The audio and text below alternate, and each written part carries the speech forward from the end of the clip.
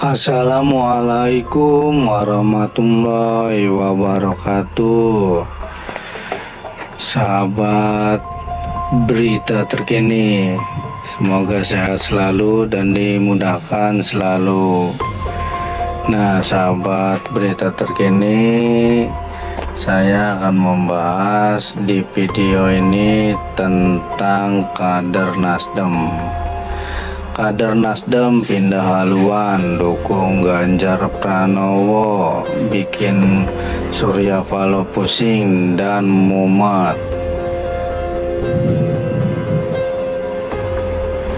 Ketua DPD Partai Nasdem Indramayu Joseph Hussein Ibrahim Ribon, kader Partai Nasdem lainnya juga turut mengundurkan diri.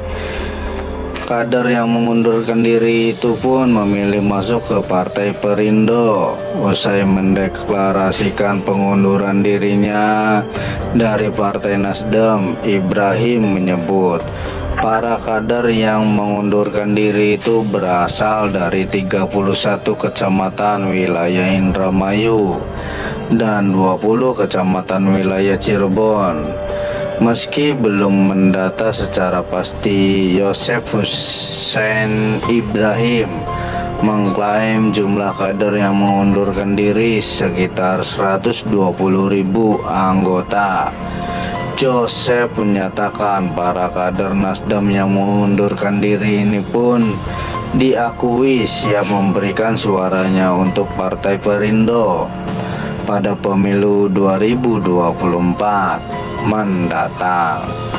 Melihat kejadian ini, rencana Surya Paloh dan Nasdem tentu berantakan untuk memenangkan Anies sebagai capres jika para mantan kader Nasdem itu pindah ke Perindo.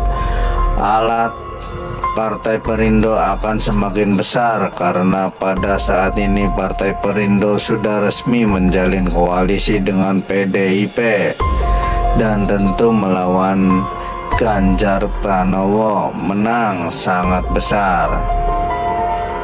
Bahkan di sebuah video mantan kader Nasdem yang menyatakan secara sadar dan tegas bahwa ia mendukung Ganjar Pranowo daripada capres usungan Nasdem dan Surya Paloh. Mantan kader tersebut juga menyatakan akan meninggalkan Surya Paloh dan tentu kini pil pahit harus dirasakan Nasdem yang ditelan bulat-bulat ratusan ribu kadernya hengkang ke Perindo.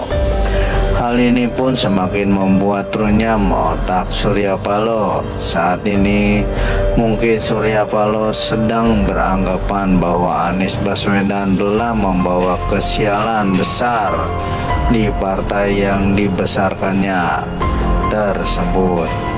Diawali deklarasi Anies Baswedan sebagai Wakapresnya saja, Nasdem sudah harus banyak kehilangan para kader-kader elitnya di berbagai daerah dalam perjalanan Nasdem mengusung Anies Baswedan. Kemudian diwarnai oleh penangkapannya Johnny G. Plate yang terbukti mengemplang 8 triliun uang rakyat. Heri jelas semakin menambah keterpurukan. Nah, sedang di kancah perpolitikan tanah air hingga memunculkan ke permukaan tuntutan para netizen yang menyuruhnya membubarkan partai Nasdem. Tuntutan ini pun membahana di jagat maya. Belum ke masalah yang satu, muncul lagi masalah berikutnya.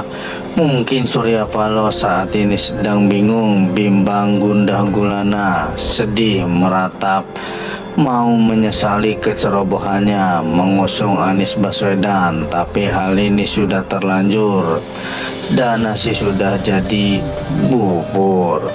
pada uang sudah banyak dilontarkan untuk anggaran kampanye, mulai dari transportasi, jet pribadi, hotel berbintang, hadiah door prize, hingga tetek bengeknya. Tapi elektabilitas Anies Baswedan bukannya monster, malah makin terjun bebas.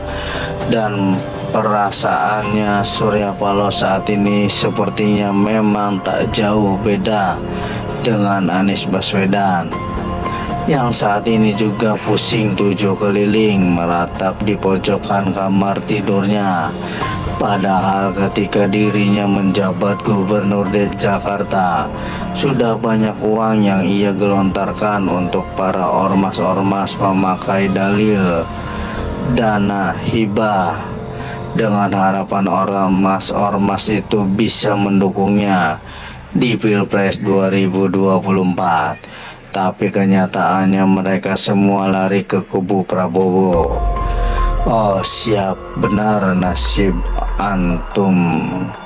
Mungkin begitu gumam Anies Baswedan dalam hati. Sudah capek-capek curi start kampanye dan keliling seluruh Indonesia, harus membalas setiap uluran dan jabatan tangan dari para penggemar. Ya kalau yang ngajak salaman cewek cantik sih nggak apa-apa, bisa menambah daftar rezeki, sekalian bisa dipeluk untuk mengobati kegundahan dalam hati.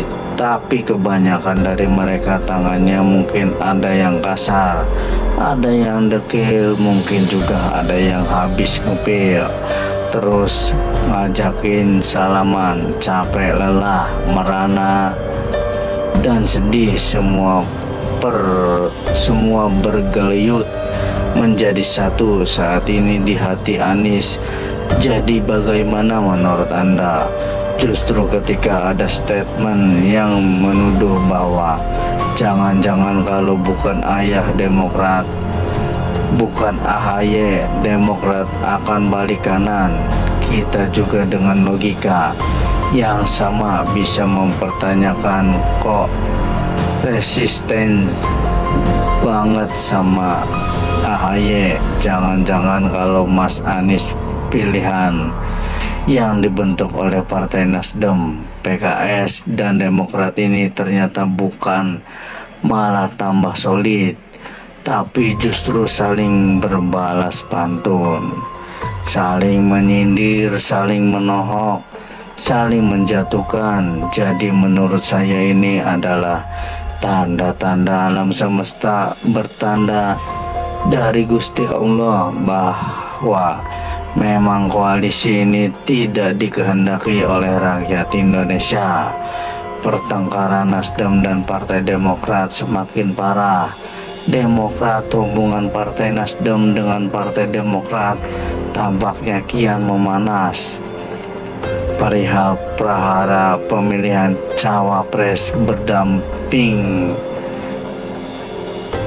Anies akan maju di Pilpres 2024 dengan diusung oleh 3 partai dalam koalisi perubahan. Ketika partai itu adalah Partai Nasdem, Partai Demokrat, dan PKS.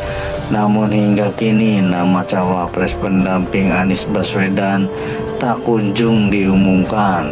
Demokrat terus berupaya agar nantinya Anies memilih Agus Harimurti Yudhoyono sebagai cawapresnya.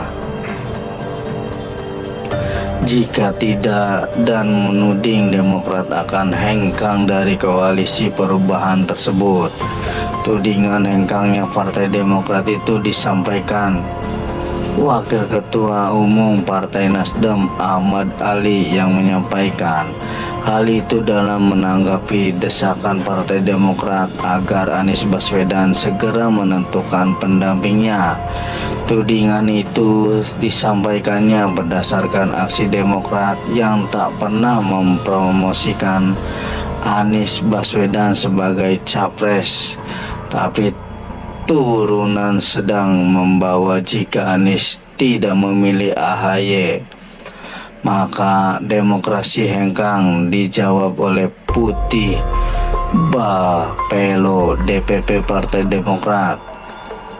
Kami menyebut bahwa memang ada pihak yang menuding Demokrat akan hengkang jika Anies tidak memilih AHY. Tapi menurut Kamhar ada kemungkinan juga jika Anies Baswedan memilih AHY, justru Nasdem dan PKS lah yang akan hengkang. Hal itu disampaikan Kamhar dalam podcast Akbar Faisal dalam akun YouTube Akbar Faisal Unsensor. Dengan manuver partai-partai koalisi perubahan ini tentu menjadikan posisi Ali sebagai capres dipertanyakan. Intinya Nasdem dan Demokrat saling sentil dan sindir. Jangan heran nanti kalau misalkan mereka cakar-cakaran atau jambak-jambakan. Untuk urusan sepele seperti ini saja mereka sudah baperan dan gampang tersulut emosi. Dari awal koalisi ini terasa janggal dan sekarang terbukti tidak kompak, berpotensi terjadi gesekan hingga cakar-cakaran.